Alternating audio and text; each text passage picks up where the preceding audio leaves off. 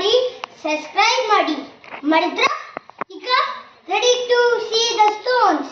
3, 2, 1 go. ಇಲ್ಲಿ ನೋಡಿ ನಮ್ಮ ಸ್ಟೋನ್ಸ್. ಇದು ರೆಡ್ ಸ್ಟೋನ್ಸ್.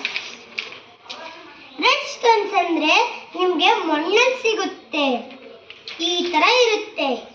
ನೀವು ಇದನ್ನ ಮಣ್ಣಲ್ಲಿ ಕಂಡುಹಿಡಿಬಹುದು. Next marbles.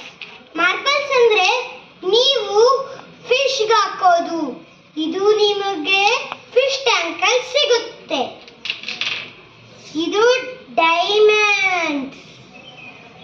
ನೋಡಿ ಈ ತರ ಇರೋದೆಲ್ಲ ಡೈಮಂಡ್ಸ್.